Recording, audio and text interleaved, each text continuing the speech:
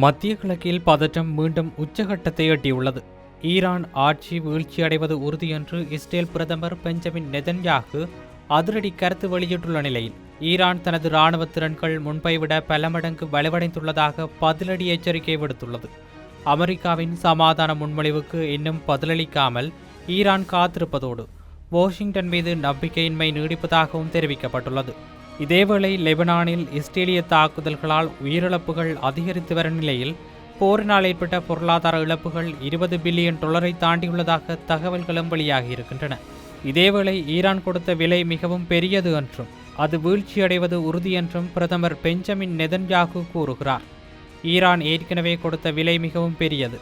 ஈரானில் இந்த பயங்கரவாத ஆட்சியின் அடித்தளங்கள் தகர்க்கப்பட்டு விட்டன. அது ஒருபோதும் முன்பிருந்த நிலைக்கு திரும்பப் போவதில்லை.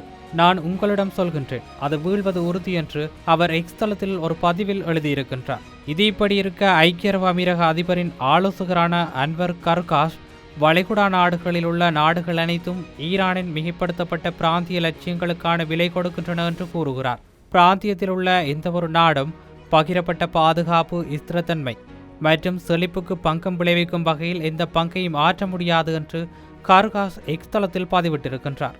இறையாண்மைக்கு மரியாதை, நல்ல அண்டை உறவு முறை மற்றும் பிறர் விவகாரங்களில் தலையிடாமை ஆகிய தெளிவான அடிப்படைகளின் மீது மறு ஆய்வு தேவை மற்றும் தவிர்க்க முடியாதது என்று கூறுகிறார். இது இப்படி இருக்க, போர் நிறுத்த காலத்தில் ஈரானின் இராணுவ திறன்கள் அதிகரித்துள்ளன என்கிறார் செய்தி தொடர்பாளர். இஸ்லாமிய புரட்சிகர பாதுகாப்பு படையின் செய்தி தொடர்பாளரான ஜெனரல் சர்தார் மொகேபி போர் நிறுத்த காலத்தில் ஈரானின் இராணுவ மற்றும் செயல்பாட்டு திறன்கள் அதிகரித்துள்ளதாக கூறுகிறார். இன்று நமது ஆயுதப்படைகள் கடந்த காலத்தை விட சிறந்த நிலையில் உள்ளன என்று அவர் அரசுக்கு சொந்தமான ஒரு ஒளிபரப்பு நிறுவனத்திடம் தெரிவித்திருக்கின்றார். ஈரானுக்கு எதிரான அமெரிக்க இஸ்ரேல் போரிலிருந்து கிடைத்த முக்கிய படிப்பினைகளில் ஒன்று எதிரியை பற்றிய ஆயுதப்படைகளின் செயல்பாட்டு அறிவு அதிகரிப்பதுதான் என்றும் அவர் மேலும் கூறியிருந்தார். எதிரி மீண்டும் இராணுவ களத்திற்கு திரும்பினால் நடவடிக்கையின் வகை, போரின் புவியியல் மற்றும் பயன்படுத்தப்படும் ஆயுதங்களின் வகை கூட வித்தியாசமாக இருக்கும். மேலும் இஸ்லாமிய புரட்சிகர பாதுகாப்பு படை அனைத்து சாத்தியமான சூழ்நிலைகளுக்கும் முழுமையாக தயாராக உள்ளது என்றும் அவர் மேலும் தெரிவித்திருக்கின்றார். இது இப்படி இருக்க, எதிரியின் வியூகத்தை முறியடிக்க பிரிவுகளிடையே ஒற்றுமை தேவை என ஈரான் அதிகாரி அழைப்பு விடுத்திருக்கின்றார். ஈரான் நாடாளுமன்றத்தின் பிரசிடியம் உறுப்பினர் அஹ்மத் நடேரி அரசியல் தலைவர்களையும் பிரிவுகளையும் வேறுபாடுகளை பொது அரங்கிற்கு கொண்டு வர வேண்டாம் என்று வலியுறுத்தியுள்ளார். அவ்வாறு செய்வது அச்சுறுத்தலானது மற்றும் ஆபத்தானது என்றும் அவர் கருதுகிறார். ஈரானிய மாணவர் செய்தி நிறுவனத்திற்கு அளித்த பேட்டியில், நாடு போர் சூழலில் இருப்பதால் அனைத்து குழுக்களும் ஒன்றுபட்ட முன்னணியை முன்வைப்பது முக்கியம் என்று நடேரி கூறினார். குறிப்பாக போர்க்களம் மட்டுமே இராணுவ களம் அல்ல, ராஜதந்திர களமும் இந்த களத்தின் மற்றொரு அம்சமாகும் என்பதை கவனத்தில் கொள்ள வேண்டும் என்றும் அவர் கூறியதாக மேற்கோள் காட்டப்பட்டுள்ளது. எனவே இராணுவ அரங்கில் நிலவும் இந்த அமைதி காலத்தில் தேசிய ஒற்றுமையை பேணுவதும் வேறுபாடுகளை பிளவுகளாக மாற்றுவதை தவிர்ப்பதும் ஒரு அரசியல் பரிந்துரை அல்ல. மாறாக தேசிய அதிகாரத்தை தொடர்வதற்கும் எதிரியின் வியூகத்தை முறியடிப்பதற்கும் இது ஒரு நிபந்தனையாகும். இதேவேளை நம்பிக்கையின்மை காரணமாக அமெரிக்காவின் சமாதான முன்மொழிவுக்கு ஈரான் இன்னும் பதிலளிக்கவில்லை. தொடர்ந்து நடைபெற்று வரும் போரை முடிவுக்கு கொண்டு வரவும் ஹோர்முஸ் ஜலசந்தியை மூடவும் அமெரிக்கா முன்மொழிந்த கட்டமைப்பு ஒப்பந்தத்திற்கு ஈரான் இன்னும் பதிலளிக்கவில்லை என அரசு ஊடகங்கள் தெரிவித்திருக்கின்றன. இறுதி உரை மீதான விவாதங்கள் தெஹ்ரானில் தொடர்கின்றன என ஈரானிய பேச்சுவார்த்தை குழுவிற்கு நெருக்கமான ஒரு செய்தி நிறுவனம் தெரிவித்துள்ளது. அமெரிக்காவின் ஒப்பந்தங்களை மீறும் மற்றும் பேச்சுவார்த்தைகளின் போது தாக்குதல் நடத்தும் வரலாறு இருப்பதாக கருதுவதால் ஈரானிய அதிகாரிகள் இந்த முன்மொழிவை எச்சரிக்கையுடன் மதிப்பாய்வு செய்து வருகின்றனர். அமெரிக்காவின் நேர்மையற்ற வரலாறு மற்றும் வரலாற்று ரீதியான நம்பிக்கையின்மை ஆகியவை ஈரான் இந்த விடயத்தை மிகவும் கடுமையாக கருதுவதற்கு காரணமாக அமைந்துள்ளன. முந்தைய அனுபவங்களின் அடிப்படையில் ஈரான் உறுதியான மற்றும் உண்மையான பலன்களை நாடுகிறது என்றும் அந்த வட்டாரம் கூறியுள்ளது. இது இப்படி இருக்க, இஸ்ரேலை பொறுப்பேற்க செய்ய தவறியதற்காக ஐநா பாதுகாப்பு மன்றத்தை ஈரான் கடுமையாக சாடியிருக்கின்றது. ஈரானின் துணை வெளியுறவு அமைச்சர் காசம் கரிஃபாஃபாடி ஐநா பாதுகாப்பு மன்றம் கவலை தெரிவிக்கும் கட்டத்தை தாண்டி இஸ்ரேலுக்கு எதிராக தண்டனைக்குரிய மற்றும் கட்டுப்படுத்தும் முடிவுகளை எடுக்க வேண்டும் என்று வலியுறுத்தியுள்ளார்.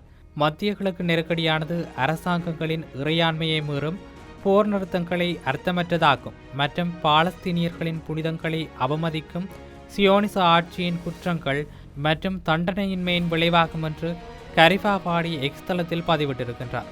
குறைந்த செலவிலான மற்றும் பயனற்ற கட்டணங்கள் மூலம் சர்வதேச சட்டம் நிலைநிறுத்தப்படுவதில்லை என்றும் அவர் மேலும் கூறியிருக்கின்றார். இந்த விடயத்தில் பைட்ரூட் மீது ஒரு பெரிய தாக்குதலை தொடுப்பதிலிருந்து நெதன்யாகுவை தடுத்ததாக அமெரிக்க ஜனாதிபதி கூறுவது வாஷிங்டனின் சமாதான நாட்டம் என்பதற்கான ஒரு அறிகுறியை விட மேலானது.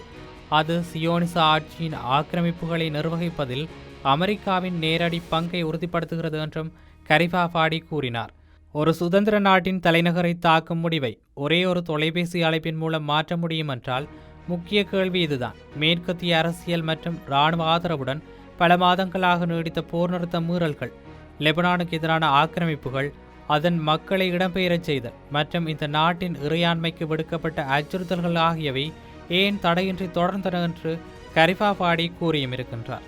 இதேவேளை தெற்கு லெபனானில் முற்றுகையிடப்பட்ட நிலையில் இஸ்ரேலால் தாக்கப்பட்ட ஒரு குடியிருப்பு கட்டிடத்தின் இடிபாடுகளிலிருந்து 6 உடல்கள் மீட்கப்பட்டு காயமடைந்த 3 பேர் மீட்கப்பட்டுள்ளனர். குடிமை பாதுகாப்பு முகமை ஒரு அறிக்கையில் கூறியது, நேற்று மாலை முதல் இன்று காலை வரை சிடோன் மாவட்டத்தின் மர்வானியா நகரில் குறிவைக்கப்பட்ட ஒரு குடியிருப்பு கட்டிடத்தில் பணியாளர்கள் தேடுதல் மற்றும் மீட்பு நடவடிக்கைகளை மேற்கொண்டு வருகின்றனர். இந்த நடவடிக்கைகளின் விளைவாக 6 தியாகிகளின் உடல்கள் மீட்கப்பட்டன மற்றும் காயமடைந்த 3 பேர் மீட்கப்பட்டு தேவையான சிகிச்சைக்காக மருத்துவமனைக்கு கொண்டு செல்லப்பட்டனர். தரையில் அபாயகரமான சூழ்நிலைகள் நிலவினாலும் கட்டிடங்களின் இடிபாடுகளுக்கு அடியில் உயிருடன் இருப்பவர்களை கண்டுபிடிக்கும் மீட்பு பணிகள் தொடர்கின்றன என்று குடிமை பாதுகாப்பு முகமை கூறியிருக்கின்றது.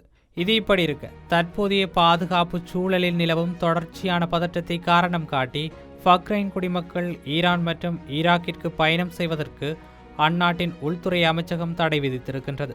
மத்திய கிழக்கில் நிலவும் நிலையற்ற போர் நிறுத்தத்திற்கு மத்தியில் இந்த முடிவுக்கு கட்டுப்படுமாறு பஹ்ரைன் குடிமக்களை வலியுறுத்தி அமைச்சகம் ஒரு அறிக்கையில் இந்த நடவடிக்கையை அறிவித்துள்ளது.